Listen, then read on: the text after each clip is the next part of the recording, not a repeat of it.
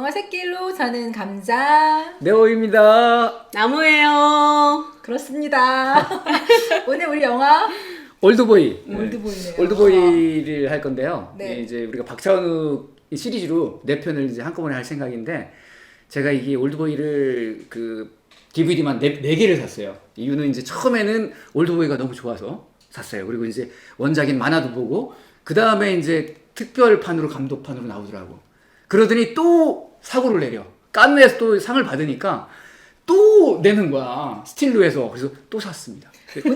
돈이 많으신가? 너무 억울해가지고, 아니, 팬이니까.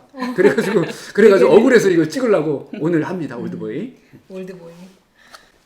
그렇구나. 저는 이제 박찬욱 감독 하면 딱 떠오르는 한 단어가 있어요. 그게 낯섦이에요. 낯섦. 아, 그게 어느 나라 섬이에요? 아, 한국에 있는 섬이야? 여의도에 있는 밤섬 옆에 아, 밤섬 옆. 아, 낯섦이라고. 낯술이 아니고 낯섬. 밤섬 옆에. 네, 낯섦. 계속 이러실 거예요? 근데 이제 이 영화도 네. 가만히 보면 막 미스터리에 서스펜스에 뭐 코믹에 에로에 멜로까지 이거를 막 비벼가지고 박찬욱의 식대로 막 아주 낯설게 만들어. 무엇을 상상하든 그 이상이에요. 그랬어요. 마치 JS 경비고요. 그걸로 이제 흥행에 성공을 했잖아요. 네네네. 그래서 정말 내가 진짜 만들고 싶은 건 이런 영화야. 아, 나 이런 사람이야? 선전 보고 하는 것 같아. 뭐 그런 느낌이었어요. 내용은 너무 무섭지 않아요? 네, 이게 복수라고 하는 거를 너무 무서웠어요. 막 가둬놓고 복수하고 죽이고 최면 걸어놓고 막 이랬던 게 내용은 저는 무서웠어요. 그러셨어요? 팬이 아닌가? 저는 아닌데 그런 것이 이제 박찬욱식의 유머고 코드인데 그거를 이제 좋아하면 그러면은 또 이제 그 즐겁게 웃으면서 볼 수 있어. 안 웃겨. 무서웠어요 그냥. 그리고 왜 이제 감옥 왜냐면 이유 없이 가둔 거잖아요. 그렇죠. 그게 이유 없이 가둔 그게 거죠. 13년 동안 갇혀 있으니까. 갇힌 자는 이유 없이 갇힌 것 같은데 사실 이유는 있잖아요. 그렇지. 근데 이제 본인은 모르니까 그러니까 유지태가 숙제를 하라고 하잖아요. 왜 갇혔는지. 그러니까 너 누구냐가 아니라 이제 너무 이유가 궁금한 거예요. 유지태를 만났을 때도 죽일 수 있었어. 얘를 죽이면 그 궁금증을 풀 수가 없잖아요. 그러니까 죽이지 못하잖아요. 내가 뭘 잘못했지를 그 찾아야 되는 숙제를 내주는 게 고독 너무 잔인한 유발자. 거지. 고독 유발자니까. 고독 유발자? 그래서 또 15년 동안 반성문을 쓰잖아요. 근데 안 나오잖아요. 근데 못 몰라. 찾아. 못 찾아. 왜냐면 자기한테는 그게 너무 모래알 같은 일인 거야. 그러니까 사소한. 그냥, 그래서 그냥 잊어버린 거지. 그런 대로 또 이 오대수는 오늘 하루만 잘 살면 되는 사람이잖아요. 어떻게든 버티면 되는 사람인데 그렇게 하고서도 그게 이제 안 되는 거지. 못 찾아내는 거지. 그 모래알 하니까 그 유지태가 했던 말이죠. 그렇죠. 명심해라.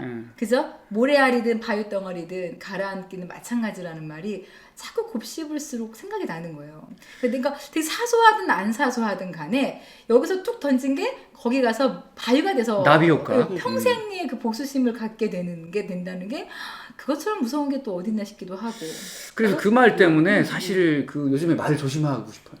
근데 오대수가 핍박받던 이유는 딱 하나잖아. 오대수는 말이 너무 많아요. 이거잖아. 아, 말 조심해야 돼요.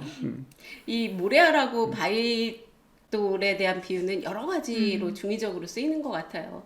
이제 그 가해자한테는 모래알이지만 피해자한테는 그게 모래알이 아니라 바위돌이 될 수도 있고, 또 이게 작은 죄, 큰 죄, 어떤 죄의 크기에 대한 얘기일 수도 있고, 여러 가지의 의미로 여기에서 이제 중의적으로 계속 보여주는 것 같아요. 그러니까 유지태가 복수를 하려고 이렇게 최민식을 가둬놓고 군만두만 죽어라고 먹이는 것, 그 13년의 그 세월과 뺏어버린 그 시간이 복수인 줄 알았어요.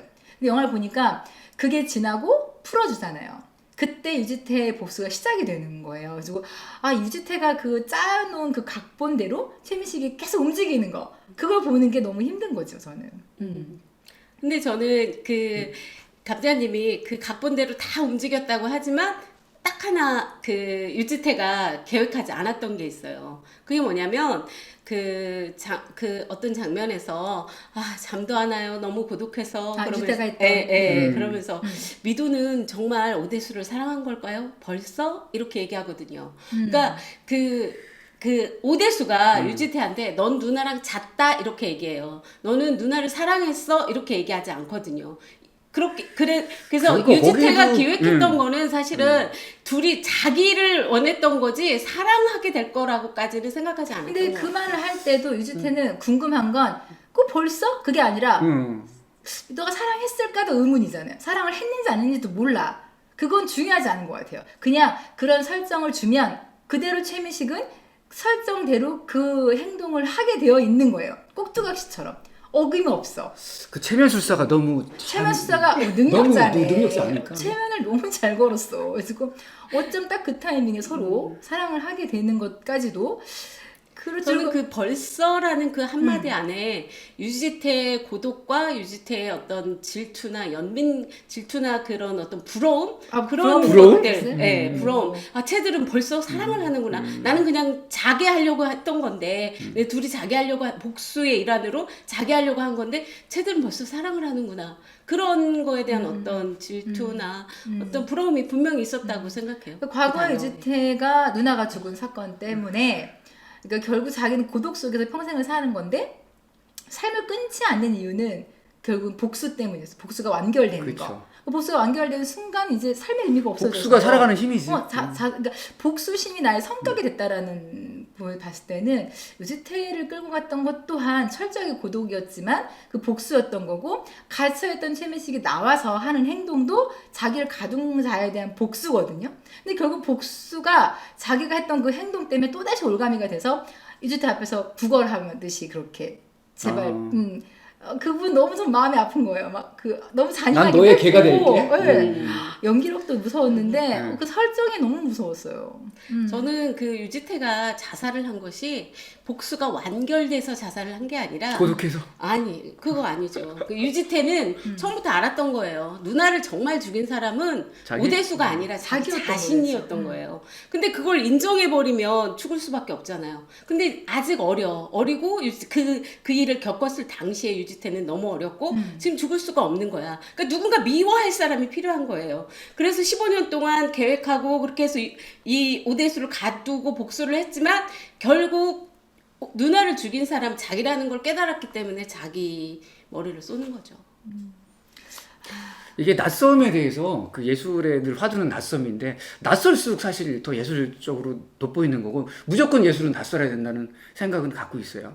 근데 이제 특히나 이 그 어떤 박찬욱의 그 미적인 감각에 놀라게 됐던 것은 이 영화를 처음 봤을 때 그 감옥신의 그 그림 하나 그려져 있어요. 그 막 웃는 듯한 그런 그 그림이 있는데 그게 벨기에 화가 그린 그 제임스 앙소르가 그린 그림이에요. 그래서 그 제임스 앙소르를 이 영화를 보면서 알게 돼가지고 아 굉장히 나는 또 다른 세계를 봤던. 화가 네, 저도 이제 그 화가의 작품 중에 유명한 거 있잖아요. 가면 속의 자화상. 그게 제일 유명하죠. 네. 근데 이제 그 화가와 이 화가를 이렇게 전복시키지 못했었는데 이 영화를 보고 나서 이제 확실하게 그 화가를 알게 됐죠. 엄마가 가면 가게 하지 않았어요? 그래서 엄마가 가면 네. 깨고 누나하고 엄마하고 이제 셋이 살면서 평생 이제 솔로로 살았죠. 그런 네. 스토리가 있구나. 근데 전 만두 네. 먹고 싶었는데 만두. 아 만두, 그럴 만두. 군만두. 그치, 그럴 만두. 좀 메뉴 좀 바꿔서 주지. 어차피 군만두만 그렇게 줘가지고. 전 가장 인상 깊은 장면은 만두는 아니고 산낙지였어요. 아 산낙지도 낙지를 낯설어. 그냥 나는 네. 너무 너무 쇼킹했어요. 그러니까 그게 한국 사람이 봤을 때도 너무 낯섰는데 그 외국인들이 봤을 때는 기절했죠. 기절했대요? 기절했대요. 몇 명 실려갔대. 잘글잘글 씹어먹는 거예요, 낙지를. 근데 저 어렸을 때 베스트셀러 극장에서 송옥숙이 낙지 같은 여자 이야기라는 그 제목이에요? 단막극을 찍었는데, 그러니까 섬에서 그 떠나버린 사랑한 남자를 기다리는 여자 이야기예요. 근데 거기에서 송옥숙이 그 배경이 변산반도의 채석강이었거든요. 그래서 바위 사이에 있는 낙지를 막 집어가지고 막 그 자리에서 먹는 거야. 그래서 나는 낙지 먹방은 송옥숙이 원조예요. 그래서 그 최민식이 하는 걸 봤을 때 그렇게 충격적이지는 않았던 것 같아요. 자연산 굴도 아, 아니고. 꼭 찾아봐야겠네. 바위 틈에서. 네. 너무 막 그러니까 군만두만 먹다가 낙지를 입에다 넣고 이게 막 움직이는 그 장면을 보고 너무 섬찟한데 또 그것 또한 설정되어 있던 거잖아요. 그죠? 그렇게 되면 또 그 앞에 있는 강혜정이 손을 잡아주고 그럼 그 손을 잡히면 최민식은 쓰러지고 그럼 또 거기서 깨어나고 이렇게 마치 신이 그 위에서 내려다보고 얘네를 조정하는 것처럼 유지태가 그렇게 다 짜놓은 거 그게 저는 일종의 이 영화 세트를 만들어 놓고 그쵸. 모든 배역들을 넣었던 박찬욱과 같은 역할이었던 것 같기도 하고. 그래서 그 모든 벽지색이나 우산의 그 어떤 모양이나 네. 전부 기하학적으로 그렇게 만들어진 게 그런 어떤 저기 유지태가 만들어놓은 각본대로 움직이는 그래서 어떤 다 설정해 놨던. 그 설정해놨던 그런 것을 간접적으로 또 표현해줬던 미장센이었던 것 같아요. 저는 이제 또 그 명대사도 아니고 명장면도 아닌데 아까 그 제임스 앙소로의 그림 밑에 네. 그 시가 있어요. 아, 있죠. 그 시가 뭐 웃어라 온 세상이 너와 함께 웃을 것이다. 울어라 너만 울 것이다. 이게 이제 그 엘라 윌콕스라는 미국의 여류 시인이 쓴 고독이라는 시의 앞 첫 두 소절이거든요. 근데 이제 이 시인이 그 주지사의 취임 그 환영 무도회를 가는 길에 검은 상복을 입고 우는 여자를 만나요. 그래서 그 여자를 위로하고 나니까 못 들어가겠는 거야. 이 무도회장을. 무도회장이. 그래서 그 계단 밑에서 이 구절이 이제 탄생하는 거예요. 그래서 저는 그 시가 되게 저한테는 인상 깊은 맞아요, 인상 그런, 깊은. 예, 구절이 근데 이제 있어요. 저 아이러니한 것은 뭐냐면, 근데 그 시가 나온 게 그 유럽에서 이제 박찬욱이 이제 시나리오를 쓸 때 그때 이제 커피숍에서 이제 봉준호나 이제 주로 많이 쓰시잖아요, 이분들이. 근데 이 그 컵에다가 머그컵에 그 갖고 왔는데 거기에 이 문장이 딱 써 있던 거야. 똑같은데? 예. 근데 그때 아마 몰랐겠죠, 그게. 그 시인의 이제 신기하다. 근데 그러니까. 그 말은 너무 잔인한 것 같아요.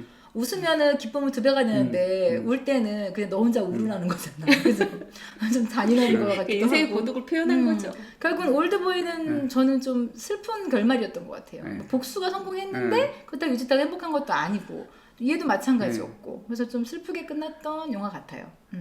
그래서 어떻게 영화 샛길로에서 또 만나요. 만날까요? 아, 예. 만나요.